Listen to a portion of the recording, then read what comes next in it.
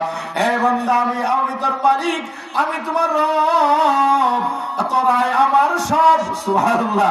আমি তোদের রব, তোরাই আমার সব। আমি আল্লাহর ছেলে নাই, মেয়ে নাই, আমি আল্লাহর বিবি নাই, আমি আল্লাহর মা নাই, বাপ নাই, আমি আল্লাহর কেউ নাই। বান্দারে, তোরাই তো আমার সব। তোদেরকে আমি আল্লাহ বড় মায়া কইরা নিজের কুদরতি হাত লাগায়া সুন্দর করে তোদের চেহারাটাকে বানাইছি, জবানটাকে দিছি। ও বান্দা, কত মাখলুকাত আমি বানাইলাম, তোদের মতো সুন্দর করে কথা বলতে পারে না। আমি আল্লাহ তোদেরকে জবান দিছি।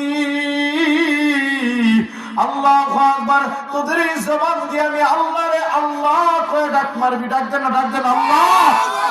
তোরা যখন আল্লাহ কয়ে ডাক মারবি রে, আমি আল্লাহর কুদরতি অন্তরটা ঠান্ডা হয়ে যাবে।